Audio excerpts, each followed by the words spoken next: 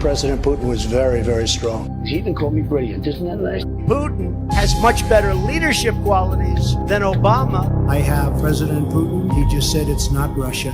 I will say this. I don't see any reason why it would be. Kim Jong-un, he really has been very open, I think very honorable. He's the boss. It's incredible. He wiped out the uncle. He wiped out this one, that one. And then we fell in love. He wrote me beautiful letters. Kim is a brutal dictator. He runs a police state, forced starvation, labor camps. He's assassinating members of his own family. How do you trust a killer like that? I met him. I've spoken with him. I think that he really wants to do a great job for North Korea. His country does love him. They have a great fervor. I like the Saudis. They're very nice. I make a lot of money with them. They buy all sorts of my stuff, all kinds of toys from Trump. They pay me millions and hundreds of millions. And I get along great with all of them. They buy apartments from me. They spend 40 million, 50 million. We are with Saudi Arabia. We're staying with Saudi Arabia. We've become very good friends. NATO is obsolete. The European Union is a foe. The European Union was set up to take advantage of the United States. We're not negotiating with Canada right now. Germany is a disgrace.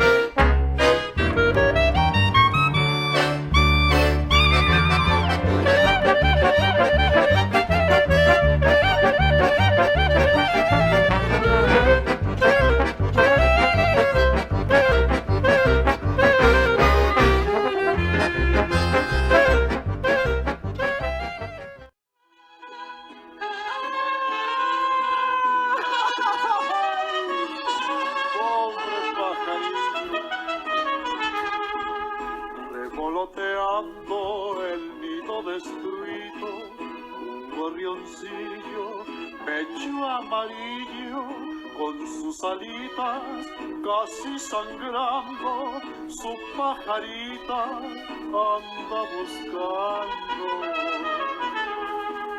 Cuando se cansa, se para y canta, y hasta parece que está llorando. It's a really important moment as far as I'm concerned. My first duty as president is to protect the American people. We will never defund the police. We will hire more great police. We want to make law enforcement stronger, not weaker.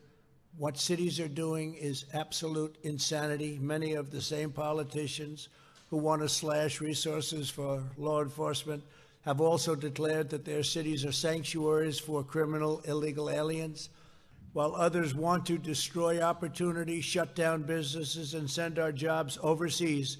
We are hiring Americans and we are buying American product. We want to build factories in Baltimore, not Beijing. We want to make our products in Chicago, not Shanghai. We want the American dream for American children, and I will fight to deliver that dream every ounce, every single ounce of my strength. I will be fighting by these deadly policies and, frankly, by these deadly politicians. America must be a sanctuary for law-abiding citizens, not criminal aliens. My vision for America's cities could not be more different from the lawlessness being pushed by the extreme radical left. While others want to defund, defame and abolish the police. I want to support and honor our great police. Campaign, I just want to thank all of you. You are warriors. I've been watching the fake news for weeks now, and everything is negative. You were considered part of the new left, and we often hear President Trump talk about the radical left.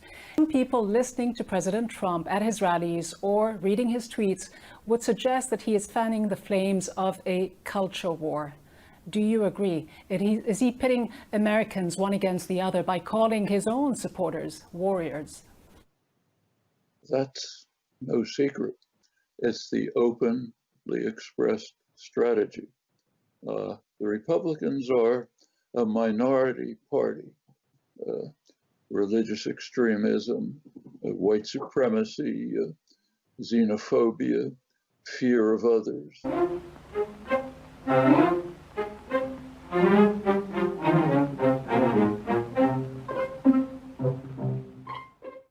So when the president says, in response to the current demonstrations, we have to call out vicious dogs, he knows what that means. Vicious dogs evokes memories of the civil rights years, when in the Deep South, vicious dogs were sent to attack Black demonstrators, horrifying the country. That's what he's trying to evoke. Freedom, oh, freedom, oh, freedom over me, and before I be a slave, we have to use ominous weapons against American citizens to ensure force and violence. And he's trying to gather the armed supporters so they'll be ready for attacking demonstrators by violence, as in fact they're doing. Oh, freedom over me, and before I be a slave, I'll be buried in my grave and go home to my Lord and be free. When Trump came into office, those attributed to white supremacy were pretty low. And now they're almost all of them. Almost all the acts of terror and violence are white supremacy groups that have been fanned by President Trump to attack the general population.